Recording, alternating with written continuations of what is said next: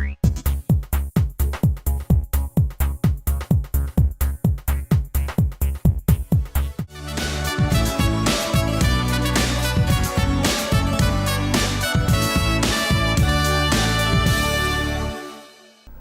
to Mainland, your local regional television station. I'm Graham O'Brien, and some of the stories coming up in our Nelson Tasman Regional News Roundup.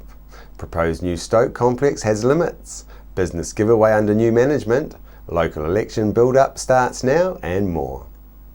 A planned new community and sports centre called Green Meadows in the Nelson suburb of Stoke has now moved to the next stage in the planning process. Nelson City Council has set aside just over $6 million over the next 2 years for the full project. However, there is some controversy in the community that things should have been done a bit differently. I spoke with one concerned Nelson resident, Stuart Walker, about this project.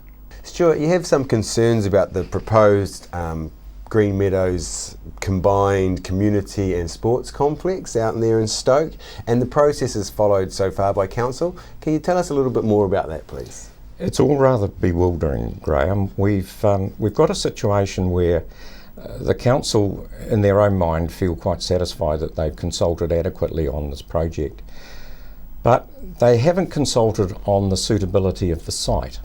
And on that basis, we now find ourselves that the council had been through a resource consent hearing, which a number of us attended and put quite well thought out submissions in. The result of that is that the hearing was held.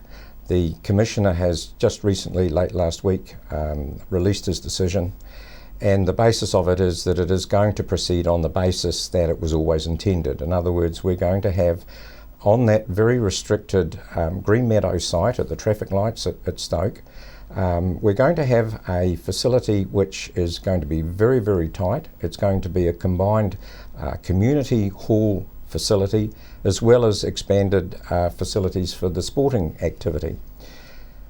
There is a real issue relating to car parking, and the council have engaged engineers who, in their infinite wisdom, have determined that the car parking is not an issue. And they said this at the hearing. However, at the hearing we've learnt for the first time that the council, somewhere in amongst their hierarchy, have determined that the parking is not adequate. And to address this, they've come up with a wonderful idea that on the very day that it's likely to be used the most, which is Saturday, that the main hall, which is the community hall, which is designed for a capacity of 150 odd, possibly 170, is going to be restricted to 50 people only. And this is going to be during the cricket season and the rugby football season. Now, to me, that is basically all year. All year, yeah. So the project originally had a budget of $2 million. To date, it's crept up to $6 million. And to me, it makes wonderful sense to do whatever the sporting community require with perhaps an expanded facility at that site, and then go across the road towards Richmond a wee bit, where the existing Stoke hall is, and create a facility there that could be wonderfully well planned at this stage.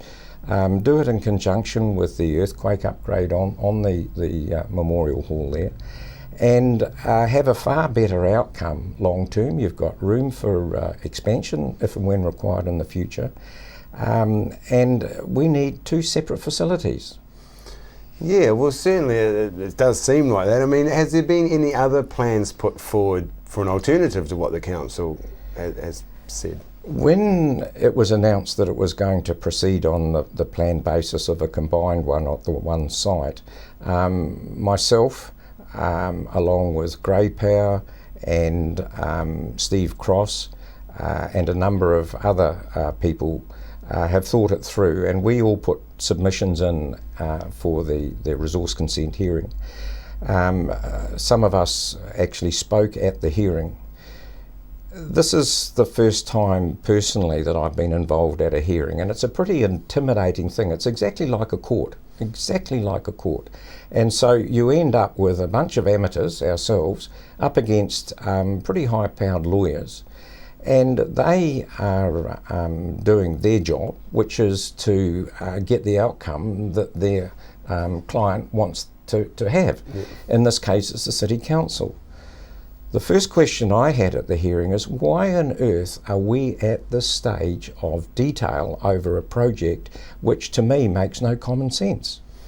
And the Commissioner said, well, you know, we're confronted with what we have here now, and that's all that he can make judgment on. We also learnt in his decision that he has no jurisdiction over the actual suitability of the site to be a combined job. So we're now left with a situation where there's a group of us who are going to get together and determine what perhaps might be the next step, because if this proceeds on the basis that it's likely to under the present situation, the ratepayers are going to be left with the consequences of this decision, which I personally believe is totally and utterly wrong. Yeah, I mean, a sports centre that you can't use to capacity on Saturday seems like starting in the wrong direction, really. Well, you know, that is an admission that there's something basically wrong. I mean, what commercial person would spend $6 million on a project and have it limited to, say, $1 million worth at the very time that he wants to use it most? You know, someone's just not doing their thinking. And at the hearing, there was two councillors that were not there all the time, but at the period that I was there, they were there for a fair while. They weren't even aware that this 50-seat restriction was going to be placed on it. So you have to ask yourself, how much do councillors actually know what the staff are up to? Yep. And how keen are they to know what's going on anyway? Because so few questions get asked at council meetings. Yeah, well, we've seemed to run across that a few times lately. I mean, a good example was the Bridge Street upgrade, which the administration just went along off their own bat and did, and the councillors all seemed a bit confused about that as well. But yeah, we'll ask council about that and about the 50 people limitations on Saturdays, and we'll see what we can come up with. My understanding is that limitation also has to include staff as well. So you know, you're not just talking. And what's going to happen when a group of people want to go to a function on the Saturday? Who's going to count the numbers, and who's going to say, well, look, you're number 49, you're number 50, but look, you're 51 and you're the same group. You're not allowed to come in the door. You're all out the door. You know, I mean, the logistics of it is just crazy. And this has got to change, Graham. We can't carry on the way we are. Right. I caught up with people in Stoke to get their thoughts on the proposed new sports complex. I'm not really into sports, but yeah, probably, I don't know, something for young ones anyway. I find Stoke isn't much good for young ones, you know, with travelling and, you know, yeah. So it'll be good to have a community and sports complex combined here? I think so, yeah, I think so. Yeah. Not that I could use it, but lots of young people can. It's a community centre as well. Oh yes, we need something like that. No, I think it's all good. It's all good? Yeah. I do feel it's a good thing. We are begrudging the loss of the public tennis court as a result, though. Yes. But anything that brings the community together has to be good for the community. Sure. There's a bit of controversy in that people are saying they should make a spec-built sports centre over there and bring the community centre back over here with the hall and do an add-on and upgrade that one. No, I think what they're doing is okay. We will probably outgrow it in time, but you have to choose a suitable location for any such facility. Nelson Pine has to be one of the Nelson region's greatest success stories, and for the last 30 years has continually proved to be one of our biggest innovators and exporters of added value timber products to the world. Chrissy Small spoke to Nelson Pine CEO Murray Sturgeon about the documentation of the history of the business in a new book called Nelson Pine, The Story. Nelson Pine, The Story. Can you tell us a bit about the book and what inspired you, and a bit about the content? Well, Chrissy, thanks for coming out to do this interview. The book was written to commemorate our 30th anniversary of the founding of Nelson Pine Industries. I deemed it necessary to record the founding, the history, because as time goes by, a lot of people are moving on or passing away and things like that. So I commissioned Piers McLaren from Takaka. He's a forest scientist, and he had written a book about a previous company I worked with in Canterbury Timber Products. So I commissioned Piers to assemble the story, if you will. And then we chose Robbie Bruton of to publish the book, and Chiquita Bell, who prepares our quarterly Golden Edge news for our staff. She edited that for us, and I'm kind of delighted the way that the book has ended up. It does record the story, and that was important for the future. Right. So it was a locally assembled book. Really, everyone you've mentioned here, including the publisher, are all local people, and so it's a very local story. Tell me, how long have you been involved with Nelson Pine? Well, I'm a first day pupil. I was appointed as the chief executive in the beginning to establish the plant, and my role was to assemble a team, specify the plant and equipment, and install it. The company anniversary is the 2nd of October 1984. That's when the company was formed, and the original partners were the local transport company Newman's Group, or TNL, Odlands of Wellington, and we invited offshore participation from Sumitomo Forestry Company. And a local lawyer from Pitt and Moore, Mick Hollier, was charged with the responsibility of writing a 156-page document, which is an unincorporated joint venture. That was a first in New Zealand, I think. But Mick put together this document that was really a document to protect the investors, the last man standing, if you will. So, and over time, of course, Newmans were taken over by Corporate Investments, who owned the Montana wine business. Odlands were taken over by Winstone, who were subsequently taken over by Fletcher.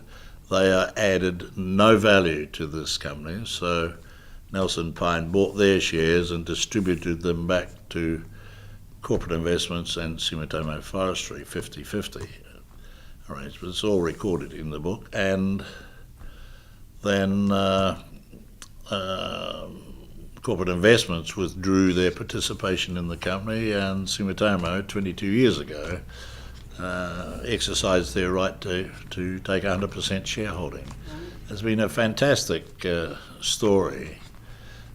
We employ, well, let me go back to the beginning. 84 was the founding of the company. Our line 1 was commissioned in 1986. Our product was renowned for its quality and the thickness range that we could produce on a continuous press, which was the first continuous press provided by the Kuster company out of Germany to produce medium density fiberboard. So the team of engineers and managers that I assembled were really pioneers, because we were doing something that no one else had done before in the world of medium density fiberboard. And this seems to be a story that is ongoing with Nelson Pine, because you are innovators, aren't you? Yes, we have chosen not to be Me Too's, but to use leading edge technology, and the Kuster's press, continuous press, as I mentioned, was the first to be used in the world. Our press number 1 was the 9th press that Kuster's had produced. The 3rd press that we commissioned in 97 was number 50. So every, and our 2nd press was number 23. So we had number 9, number 23, and number 50 from Kuster's as we expanded our business. So the quality of the product demanded that after commissioning the first line in 86, we commissioned our 2nd line and doubled our capacity in 91. In 1997, we commissioned our 3rd line, and that made us the world's largest fibreboard producer on one site in the world. So now this book, it'll be fascinating reading. It won't just appeal to the drivers of the trucks, will it? No. We've distributed these books to the libraries, and every school in the region has one. Every member of our staff of 230 people received a complimentary copy. We didn't write the book to make money, but it is on sale in the Nelson bookstores, and the proceeds we decided to get from the sale of that book, and I let you have a look at the book so you can viewers can A stunning picture. to see what it is. Yes. There's about a picture in here, I think, which is fantastic. Look at the quality of that. Wow. We certainly live in a beautiful place, don't we? But the proceeds, as I was saying, are going to go to the rebuild of the Nelson School of Music. So I hope that the local residents hop into the shops and buy one. But it's from the beginnings. There's Dick Potton, John Chapman, who were the founders, Sir Jack Newman, who was the chairman of the Newman's Group, Rex Loach and Dick Perham, two very good friends who had the idea. And I always said publicly that I was fortunate to be chosen to head up and start the company and put their dream into reality. The Nelson Residents Association started its build-up to the local elections being held in October this year. They are holding monthly Sunday brunches with high-profile guest speakers from Nelson's community.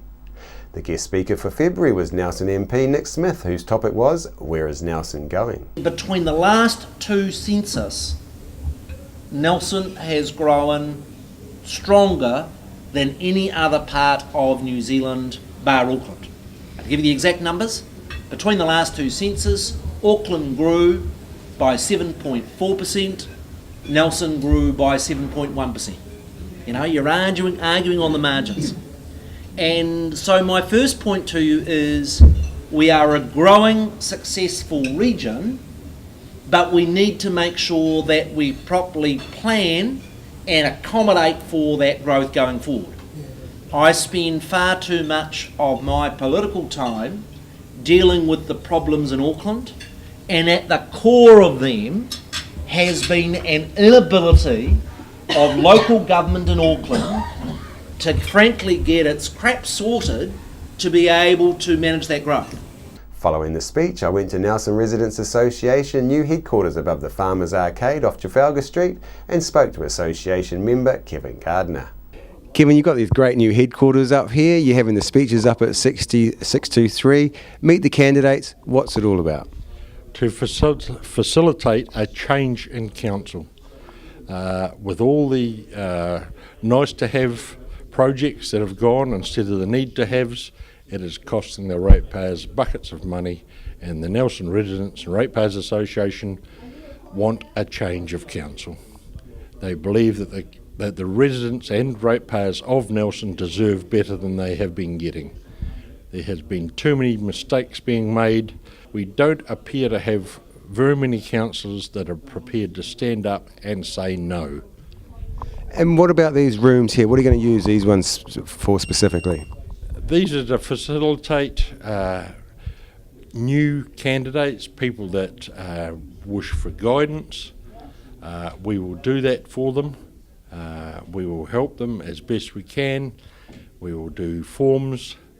They are welcome to use the offices to meet people from Nelson to discuss matters, so that people can also come and quiz the candidates, ask them questions. In a public forum, it's very awkward to ask questions without getting patsy answers. So it's a bit of a double-edged sword for the new candidates. They can meet the people, but they've also got to face the tough questions. That is correct. They've got to be prepared to answer the questions. And also, too, if there's two people in the room and the candidate cannot retract what they're saying. Nelson Business Road Hogs indoor mini golf business now has a new owner, and a first for Nelson and possibly New Zealand. A fully functioning business was put up for grabs for a new operator to come and take over free of charge. After receiving 100 applications of interest to take the business on, Road Hogs owners Troy Waring and his wife Joanna Peachy found the right person for the job, Tanya Omega, whose organisation, Youth and Kids Engaged in Enterprising Skills, they felt fitted the intention of the gift perfectly. Chrissy Small caught up with the Road Hogs creator and former owner Troy and the business's new operator Tanya at Road Hogs in Nelson. Road Hogs, it's all happened. It hit national headlines. Now we're down to the real nitty gritty. Troy, you had 100 applicants. Yep, that's right. And how did you get to find Tanya? Oh, it was easy. Look at her. She's lovely. It was a difficult process to begin with. We had to sort through the 100. Most of them just sort of stuck their hand up and said, yep, I'll have it, with no other background story, no business plans, nothing. And when Tanya's email came along, it just leapt out of the masses and said, here I am.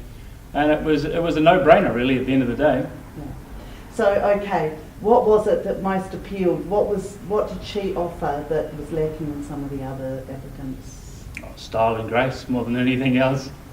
No, Tanya had a well thought out plan. She knew what she wanted. She knew what she wanted to achieve, and articulated it really well. She wrote up a really nice email and explained who she was, what she wanted to achieve, and where she wanted to take it. And that ticked all of our boxes, really. Right. So, yikes. Yeah. Yikes. Yeah. So tell us a bit about Yikes and what inspired you to make this a part of that? Okay, well, Yikes is about youth and kids engaged in enterprising skills. So we have a range of activities we offer children after school and in the holidays. And when I saw, and we have quite a few branches into the community, and when I saw the opportunity, I thought that could actually fit really well with what we're doing, and be a nice enhancement to what we're doing as well. And there's a team. It's not just Tanya. There's a team, an awesome team. So when I submitted the proposal, I really have to say it's because there's a great dynamic of people behind me that we could present something so well. So I have a lot of people to thank for that. Right, and of course they'll all be on board with the business as well. Yes, and we're continuing with the vision that Troy and Joe set up in the first place. It's an indoor mini golf business. We've got some of the after school aspects that can flow in with it, but primarily it's what Troy set it out to be. Right. Yeah. So they're staying very much on faith with what you've begun here. Yes. 2 years running. Obviously, it takes a lot of commitment, doesn't it? And so you must be really pleased to see that commitment. Oh, absolutely. Taken off. I think what Tanya brings to the game is amazing. Her energy and her drive to succeed is eclipses mine. I was the brainchild, I suppose. It spawned in my brain and grew from that. But the wonderful thing is that Tanya and her team can take it the next step. They can push it like it needed to be pushed. I just didn't have that in me. One of the things some may feel about Nelson is that it doesn't have as much to offer the youth that perhaps it should. But this, obviously, that's why you got into this business definitely. in the first place. That and families. I mean, you look around, what is there for a family to do? We can go to the beach, we go to the movies. There's the climbing gym, of course, but not everybody can climb. Not everybody likes climbing. So really, that left a big hole in the market. It left a hole in our community.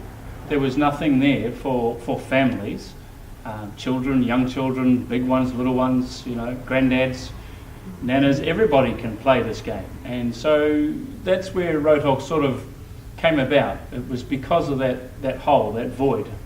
So that's where it came from. And Tanya, Yikes, of course, is an after-school program. And what hours will you be maintaining here? Will you stick with the same old format, or will you try something a bit different?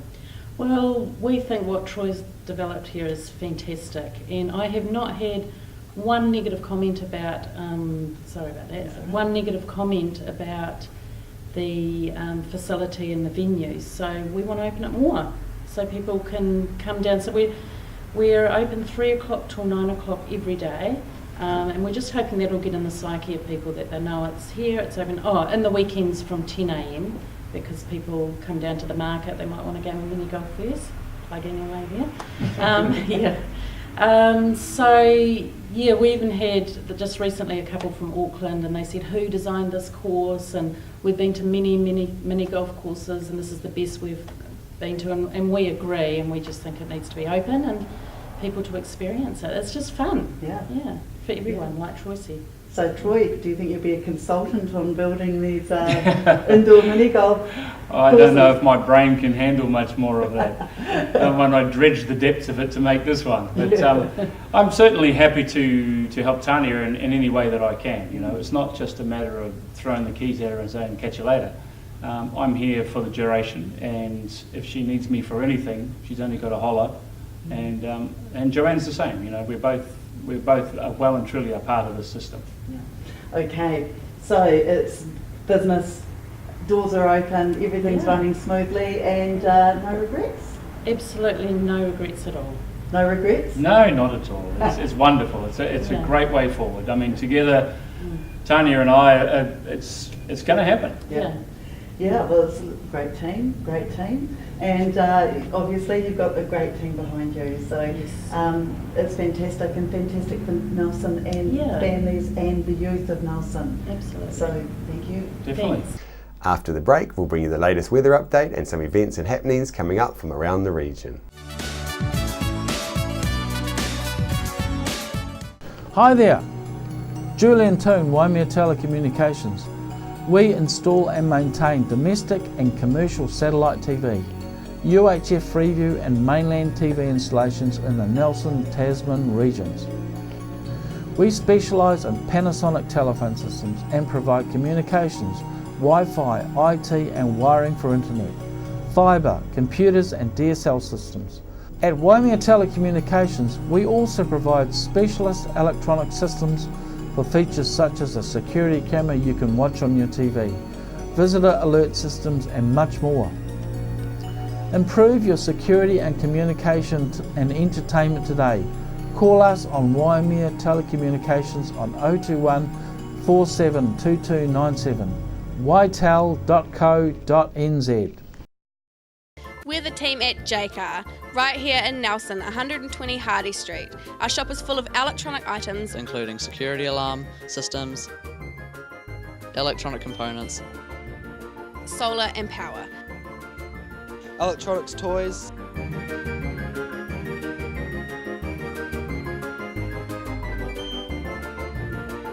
sound systems, cables, and much, much more. JCar. 120 Hardy Street, Nelson.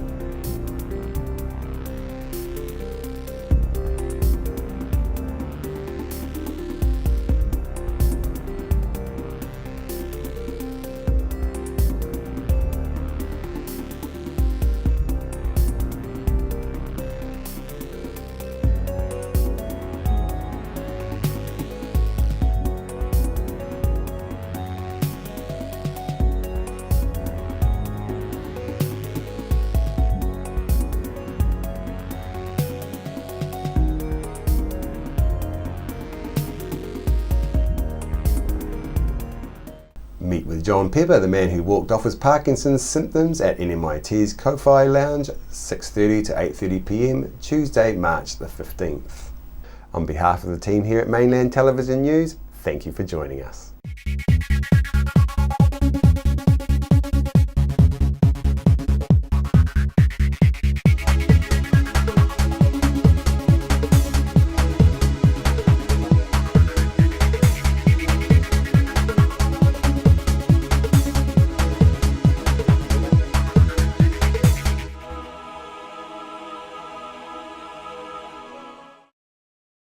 Supporting local content so you can see more of New Zealand on air.